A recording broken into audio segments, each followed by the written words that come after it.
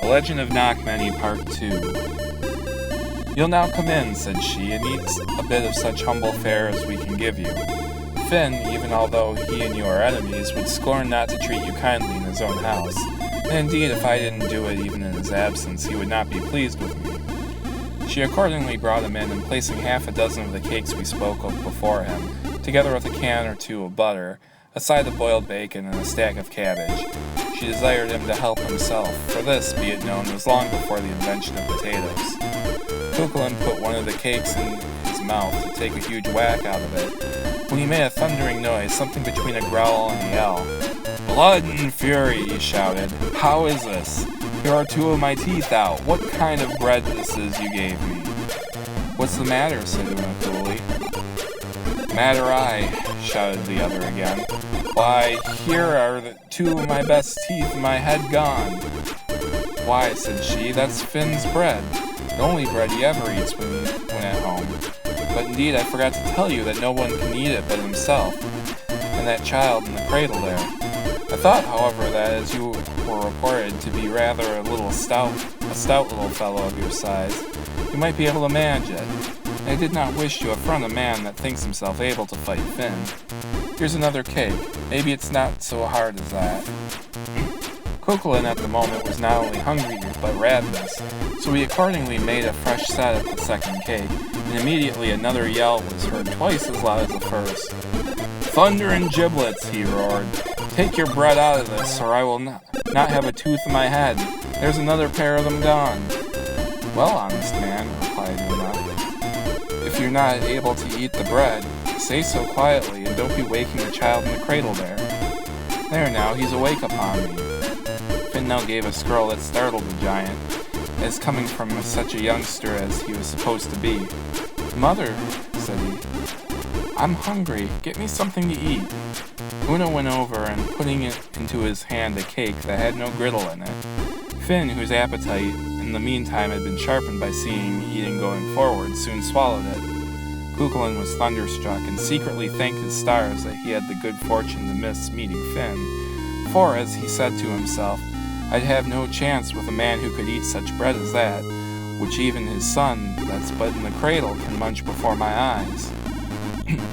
"I'd like to take a glimpse at the lad in the cradle," he said to Una, "for I can tell you that the infant who can manage that nutriment is no joke to look at, or to feed of a scarce summer." "With all the veins in my heart," replied Una. "Get up, Acushla, and show this decent little man something that won't be unworthy of your father, Finn the Cool." Finn, who was dressed for the occasion as much like a boy as possible, got up, and bringing Cuchulainn out, "Are you strong?" said he. "Thunder and rounds!" exclaimed the other.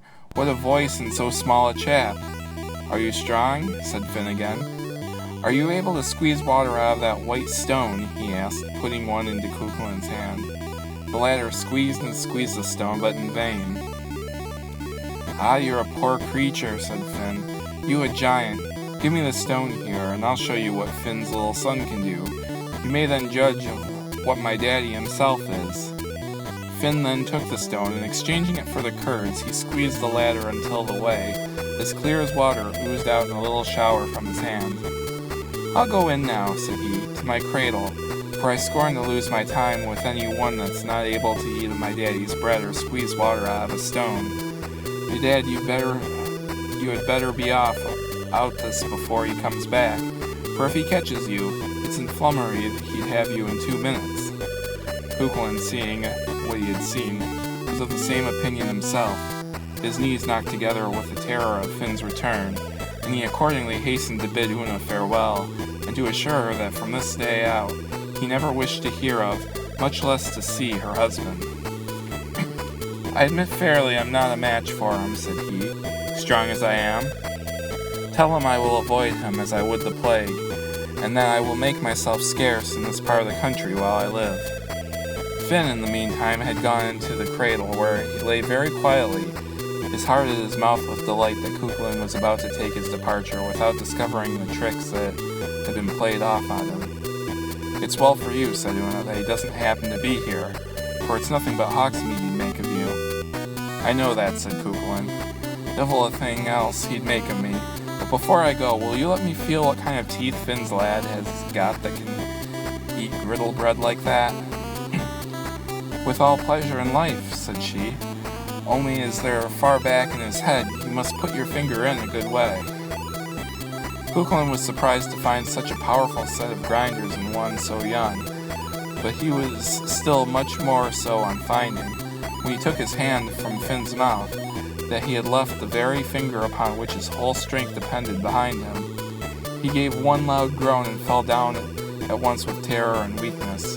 This was all Finn wanted, who now knew that his most powerful and bitterest enemy was at his mercy. He started out of the cradle, and in a few minutes the great Cuchulainn, that was for such a length of time the terror of him and all his followers, lay a corpse before him. Thus did Finn, through the wit and invention of Una his wife, succeed in overcoming his enemy by cunning, which he never could have done by force. Thanks for watching and for listening. I hope you liked this Celtic fairy tale. Don't forget to like, subscribe, go to the website, and I'm going to try to do a few more of these in the future. I'll see you later.